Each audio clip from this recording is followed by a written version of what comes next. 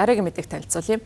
Америкийн нэгдсэн улс болон Израилийн цохилт өгснөөс хойш анх удаа Япон улс Оросын холбооны улсаас нефт, газрын тосны бүтээгдэхүүн худалдаа авахар болсон байна. За энэ талаар тус улсын худалдааны яамны албан тушаалтан Бямбгарагт мэдэгдсэн байна. За бөөний худалдаа эрхлэгч Taiyo Oil компани худалдан авсан энэхүү ачаа нь ойрхон дорнодын түүхийн нэвдээс ихээхэн хамааралтай Японы хувьд нийлүүлэлтээ эрчимтэй төрөлжүүлж байгаа бодлогын илрэл болж байна. За 2025 оны хувьд Япон улс түүхийн нефтийн хэрэглээний 94%-ийг ойрхон дорнодоос импортлон авч байсан байна. Оросын холбооны улсаас худалдан авах нефт нь 2022 онд эхэлсэн Украинд одоо Оросын холбооны улс явуулсан бүрэн хэмжээний давталгааны дараа Америк болон Европын зүгээс ноогдуулсан 20 арга хэмжээтэй зөрчилдөхгүй байх юм.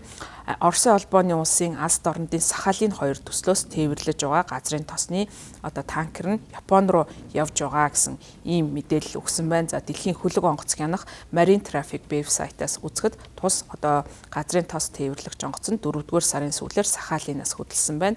Японы эдийн засаг худалдаа аж үйлдвэрийн яамны албан ёсны төлөөлөгчдийн мэдээснээр уг газрын тос тээвэрлэгч нь Японы баруун хэсэгт орших Ихимэ мужид ирэх төлөвтэй байгаа. Сахалин 2 төслийн хувьд газрын тос байгалийн олборлолтын төсөл юм байна. Оросын холбооны улсын төрийн өмчит аврах том компани болох Газпром болвол энэхүү төслийг удирдан явуулдаг. За Японы зүгээс Mitsubishi Corporation, Mitsui & Co зэрэг компаниуд нь гол хувьцаа эзэмшигчээр оролцсон ийм төсөл байдаг юм байна. 2008 онд жилийн турш түүхийн газрын тос олборлож эхэлсэн. За дараа жил нь шингэрүүлсэн байгалийн экспортоо эхэлсэн ийм төсөл. За голчлон шингэрүүлсэн байгалийн үйлдвэрлэдэг Сахалин 2 төслөөс гарч байгаа газрын тосны борлуулалт нь Америкийн нэгдсэн улсын олгосон хоригийн чөлөөлөлт 6 дугаар сар хүртэл үргэлжлэх юм байна. За 6 дугаар сараас бол хориг үргэлжлэх хэсгийг Америкийн нэгдсэн улсын цэцэг захиргаа тухайн үедээ шийдвэрлэн. За Ормосын хоолоогоор дамжин одоо дэлхийн газрын тос болон шингэрүүлсэн байгалийн 5-1 тос тус